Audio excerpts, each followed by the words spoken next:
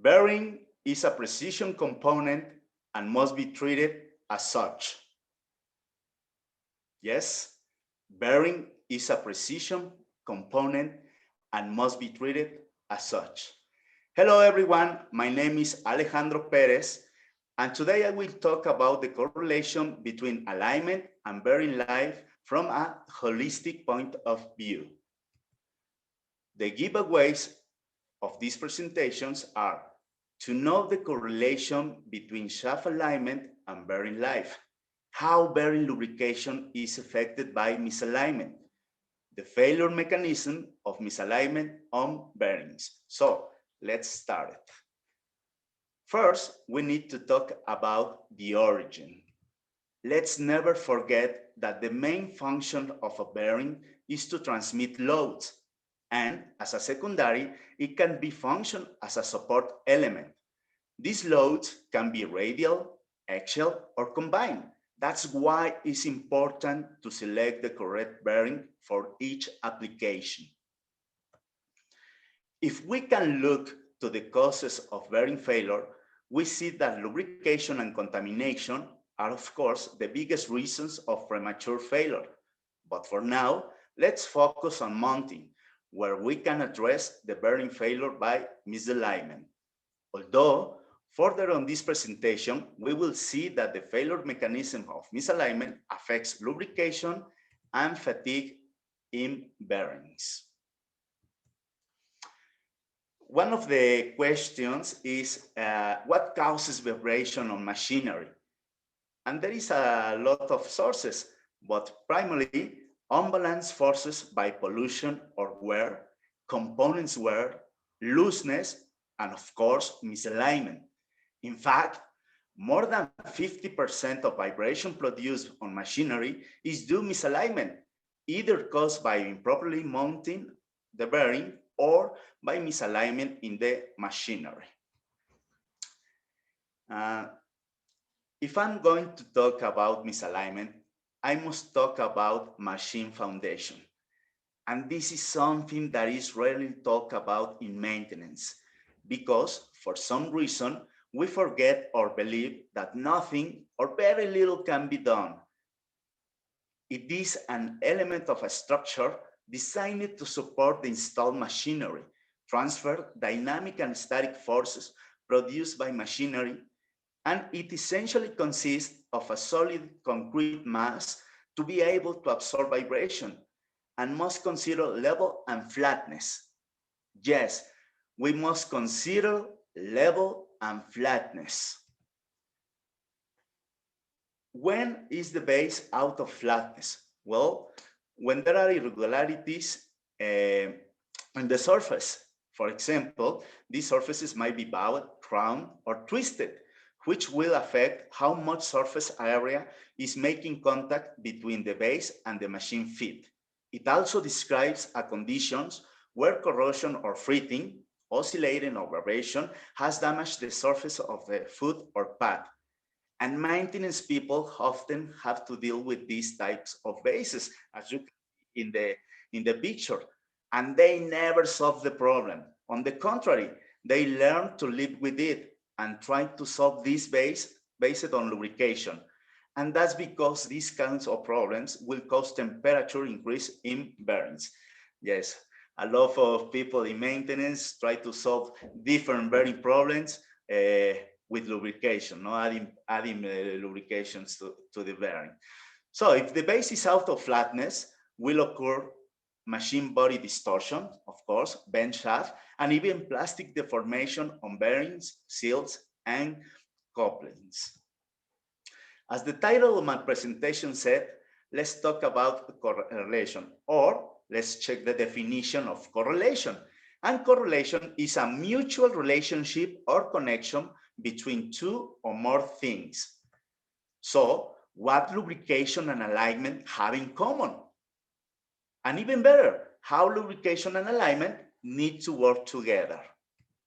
Theoretically, a bearing with proper lubrication would rotate endlessly. And the best way to do it is by a condition-based strategy and letting the condition of the bearing determine when to lubricate. If a bearing is working properly and does not demonstrate any changes that warrant adding lubrication, the bearing should be left alone. Although many factories around the world still relies in the old-fashioned time-based lubrication. On that case, you need to apply the 6R method. You need to put the right type of lubricant in the right time, by the right quantity, on the right place, in the right way, and in the right condition. If we fail in one of these 6 parameters, in any of these 6 parameters, the bearing will be condemned to premature failure. And you need to have any inspection tool to have an early detection of the problem, whether using vibration, ultrasound, thermography, or even better, combination of all these techniques. If we let the bearing reach this red zone, we will have very little time to react. And this is when we use the senses to inspect the bearing, either by touching the machine to see if it is hot or listening to the noise of the bearing.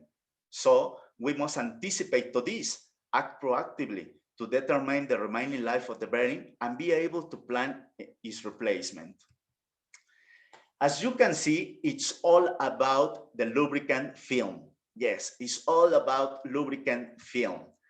Lubrication regimes describe the type of lubrication film that is created under specific operating conditions and is dependent on the degree of contact between surfaces. There are 3 primary lubrication regimes: boundary, mixed, and hydrodynamic lubrication. During boundary lubrication, opposite surfaces meet with little or no oil film separation. In this regime, damage is prevented by protective additives, such as extreme pressure, for example, that promote sliding rather than welding of surface asperities. This regime typically occurs at low speeds. By the other hand, mixed lubrication occurs during the transition from low to high speed operation, when boundary and hydrodynamic conditions coincide. The asperities of bonding surfaces will extend through the film and occasionally come in contact. During hydrodynamic lubrication, moving parts are completely separated by a viscous fluid film. This regime typically occurs at high speeds. And this is very, very important to know our famous Stryvik curve. The life of the bearing is related to load. Basically, the more the load, the less the life, the less the bearing life. So that's a huge point that need to be addressed. The more the load, the less the bearing life. Some bearings withstand initial moments of misalignment, while others don't. Some machines, due to their operation, cause misalignment forces like mills, crushers, shakers, mixers. On that case, the use of self-aligning or bearings that can accept initial moments or misalignment are correct. But some other machines like pumps, gearboxes, electrical motors precise a correct alignment, static and dynamical. Bearings used on this machinery in general cannot accept misalignment forces. Let's take a look of this case. NSK years ago made this study, and they said that properly aligned bearings can be critical to the life and health of pumps. Misalignment is a frequent cause of rolling bearing failures.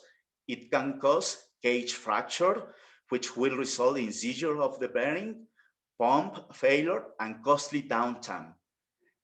It can also cause edge loading, which will result in early bearing failure. Typical bearing life calculation tools assume that the bearing's inner and outer rings are well aligned In general, acceptable alignment is better than 0.003 radians for ball bearings and 0.0012 radian for cylindrical roller bearings. Also, in this study, we see that three separate clearance classes for a cylindrical roller bearings, normal, C3, and C4 clearance, in comparison to a deep groove ball bearing, the life ratio is reduced by more than 10% with only 0.001 radian of misalignment. That's crazy. Their life ratio is reduced by more than 10%. We talk about the order of 0.001 radian. That's almost 2 mils of misalignment. Clearly, the roller bearings is more sensitive to the effects of misalignment than the ball bearing, and this should be considered when selecting a bearing type in a new pump's design. These figures, we need to say, were generated for typical operating conditions, but are not applicable to all pumps applications. Reducing or eliminating misalignment is critical to long bearing and pump life. For example, yes, single row angular contact ball bearings mounted in pairs, first face to face or back to back, to work satisfactorily, in addition to being mounted correctly, there should be no misalignment, as this would cause premature failure. Yeah, and you know, if you know this bearing arrangement, well, that is important to have properly mounted this angular contact ball bearings. As John Piotrowski says on his shaft alignment handbook, correct shaft alignment reduce excessive axial and radial forces on bearings to ensure their functional life and shaft stability affected by their dynamic and operation condition. So, why is shaft alignment so important? Well, we reduce seal failures, substantially increase bearing life, reduce stress on rotors, low energy consumption, and let me repeat this, low energy consumption, which is one of the main issues on every industrial plant, reduce abnormal failures, increase the useful life of components, and of course, reduce coupling failures. Reduce coupling failures. Thankfully, the ISO 15243 addresses the misalignment problem under plastic deformation, especially in this point 552 overload deformation. And depends on the failure stage, can be also on fatigue, yes, on fatigue, surface initiated fatigue, and even on abrasive wear due to lubrication problems. Yes, we need to use our ISO 50243. This code is so useful for every people in maintenance, people that need to do with bearings. This is a fault in a slewing bearing in a loader in the mining industry. When the client called me, the first thing he told me was, "Hey, Alex, just failed us a bearing due to lubrication. We need to review the application and tell us if the selected lubricant is correct." Yes, the client already had the thing that was a lubrication problem. When I came to the site to check the bearing, one of the first questions I asked the user was, what was the mounting procedure used? And then, yeah, and then you already know the story when people start to see each other, to see who is going to respond, who will have the courage to respond. Right? So they don't have any procedure. This is how a bearing failure by misalignment looks like. At advanced stages, it will attack lubrication. Due to the overload, the viscosity of the lubricant will change and it will avoid film lubrication formation. It's going to be a lot of pressure stresses on the lubrication film. Bearing failure analysis, on this case, was a powerful tool to detect this problem, and even more important, to generate the proper maintenance task in order to prevent the repetition of this failure. Unfortunately, this case caused unexpected downtime and consequently high cost, right? So it's for me as a very independent consultant, it's a powerful tool to do the bearing failure analysis. Sometimes in industrial plants, people throw it away or to the garbage the evidence of the failures, and well, you know, this is something that we need to address. So let's conclude this. In conclusions, there is a great opportunity area to improve reliability. This will lead us to savings on energy, spare parts, lubricants, you name it. Yeah? We will have, if we align our bearings, increased productivity, and that means less unexpected downtime. Of course, we're going to have the estimated bearing life. Yes. So you need to develop training programs. You need to train your people, especially the people on the floor. They need to be trained. You will have to develop bearing mounting procedures. You will have to develop shaft and pulley alignment procedures, because at the end, bearing is a precision component and must be treated as such. My name is Alejandro Perez, and I want to thank you all for your attention to this presentation. If you have any question or want further information, you can send me an email. Yes, send me an email, please. Take care of yourselves and have a good day.